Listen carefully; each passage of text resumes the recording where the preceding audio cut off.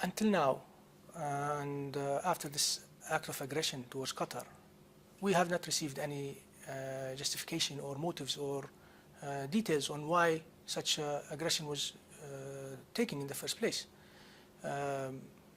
We all met in Riyadh, where nothing was raised. We were part of a very successful conference that put all the efforts on countering terrorism, which Qatar took part of. His Highness Sheikh Tamim attended this conference. Qatar had signed on establishment of the Center of Combating Financial Terrorism there. So we don't understand where is this coming from. Well, it appears the Saudi Arabians and the UAE, they don't believe Qatar is serious about combating terrorism, and it seems Donald Trump agrees with them. Well, you know, all these issues are based on fabricated allegations, on certain media reports that only mention without putting proof. You know, our door is open.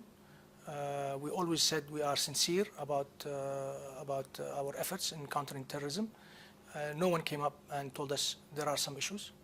Have they had the possibility to come and talk to us, we would have engaged, of course. But this isn't the first time Qatar has been accused of funding terrorism, al-Qaeda-linked groups in Syria, ISIL, even Hillary Clinton. We have the WikiLeaks letter where she says ISIL is being funded by both Qatar and Saudi Arabia. In fact, she said in her letter. I mean, it's a common conversational issue in Washington that everyone knows Qatar is involved in some way with extremism. It depends who is pushing the argument.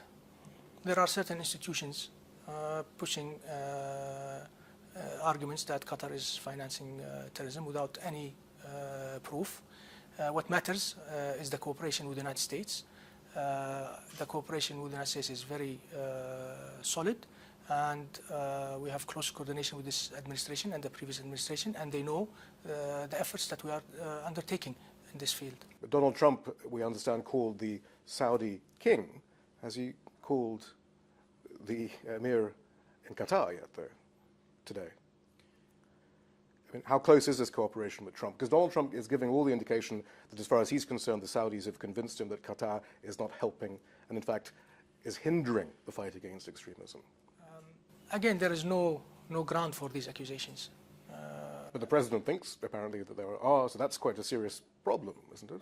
I think the cooperation with the United States is a long-standing cooperation, and it speaks for itself.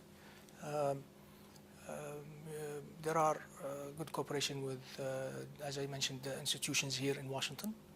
So is the president irrelevant in all of this? Not, of course he is relevant, but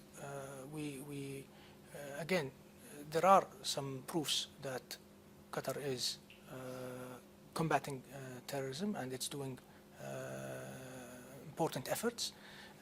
And in Riyadh, Qatar was commended on that when the president mentioned that Al-Udeid base and the role of Qatar is crucial for the fighting of terrorism. But Donald Trump hasn't contacted the emir of Qatar since this all blew up. Not as this moment.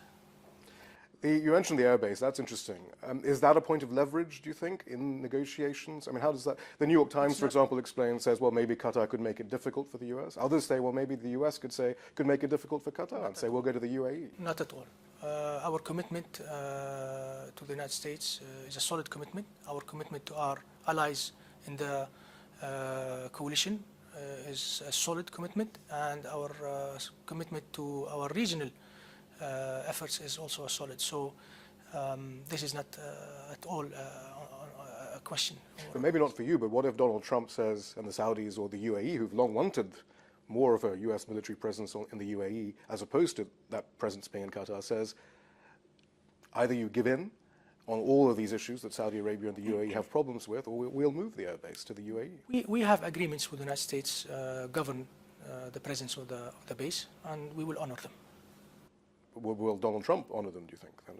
Given the tone of these tweets and the conversations we understand he's having with the Saudi king? I cannot speak on behalf of the United States of America.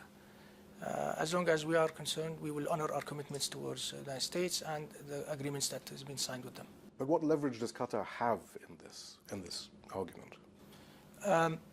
First, we need to understand what is their argument, and then we can discuss it.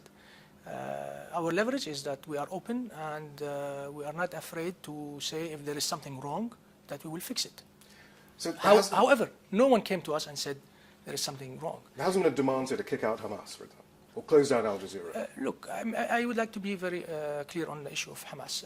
Our engagement with Hamas is an engagement in the context of the peace process.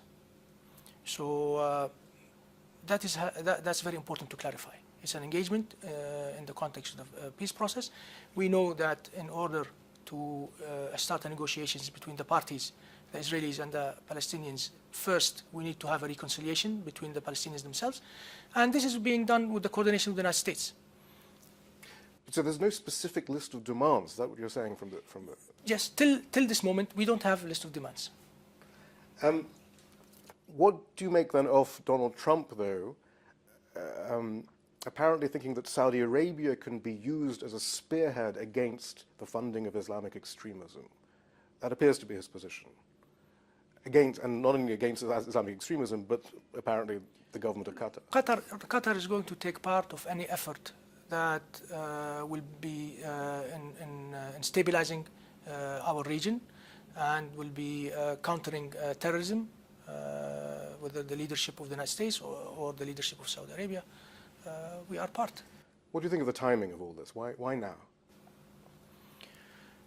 Again, it came as a shock and surprise. We had a very good conference.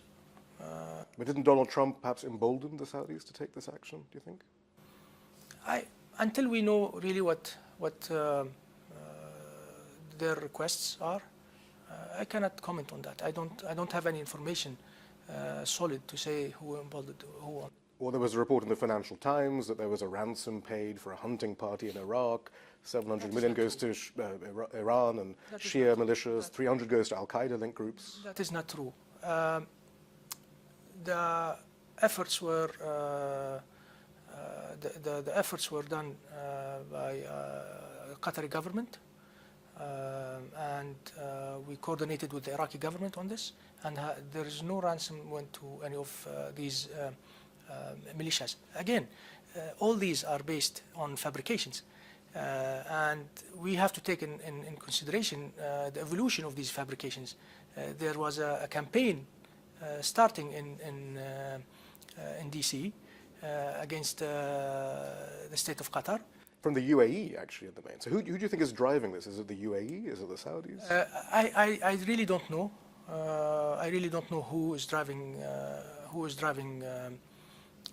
this campaign.